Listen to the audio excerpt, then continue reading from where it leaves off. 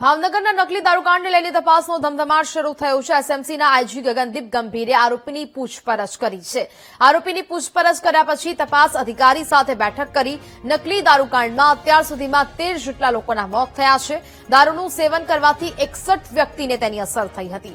આરોપી ઉપેન્દ્રસિંહના મોત પછી એસએમસીને આ કેસની તપાસ સોંપાઈ છે। વર્તેજ પોલીસ સ્ટેશનમાં 21 લોકો સામે નામજોગ ફરિયાદ નોંધાઈ છે। અત્યાર સુધી 27 આરોપીઓની ધરપકડ કરાઈ છે। દારૂ બનાવવા માટે મધ્યપ્રદેશથી રો મટીરીયલ સપ્લાય કરનારા આનંદ શાળીની પણ ધરપકડ થઈ છે। ભાવનગર કોર્ટે આરોપી આનંદના 14 દિવસના રિમાન્ડ મંજૂર કરી કાર્યવાહી શરૂ કરી।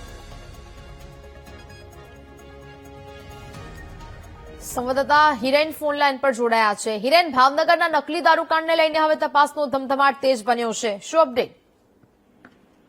નેવા ચોક્કસ ભાવનગર નકલી દારૂકાંડ બાદ જે 13 લોકોના મૃત્યુ થયા છે। અત્યાર સુધીમાં 61 સહિત અન્ય 12ની હોસ્પિટલમાં જેમ 63 દર્દીઓએ સારવાર લીધી છે। તેની સાથે જ જે તપાસ છે તેમાં વર્તેજ પોલીસમાં જે 21 સામે ગુનો નોંધાયો હતો।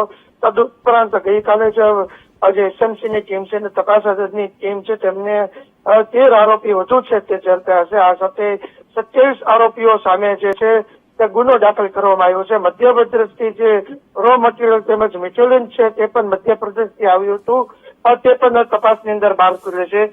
જેમાં આનંદ શાડી નામનો જે વ્યક્તિ છે મધ્યપ્રદેશનો, તેને આ તમામ જે સામગ્રી છે દારૂ બનાવવાની તે મધ્યપ્રદેશથી ગુજરાતમાં મોકલી હતી અને તેની સાથે આ જે સામાન જે આવ્યો હતો તે સામાન અલગ અલગ લોકોના મારફતે ભાવનગર પહોંચ્યો હતો।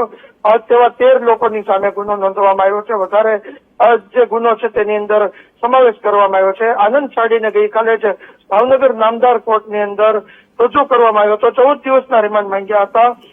સાથે જ જે ગૌતમ સોલંકી છે તેમના ઘરેથી જે દારૂ બનાવવાની ભઠ્ઠી સહિતનો જે સામગ્રી છે તે પણ એફએસએલની ટીમને તપાસ માટે સોંપવામાં આવી છે।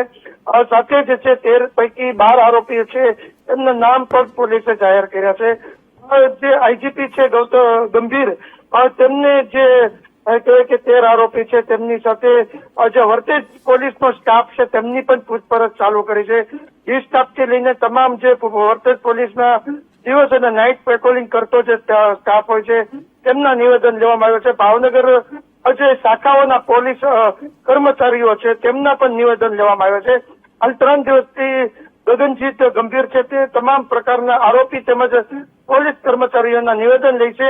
હજી પણ તપાસ ચાલુ છે। આજે પણ આઈજીપી ભાવનગર ખાતે છે। જોવાનું એ રહ્યું કે આઈજીપીની જે તપાસ છે તેની અંદર પોલીસની સંડોવણી સામે આવે તો શું કાર્યવાહી થશે, તેમજ હજી કેટલા આરોપી છે જે આની અંદર નામ ખુલવાના બાકી રહે છે। જી બિલકુલ હિરેન, જાણકારી બદલ આપનો આભાર।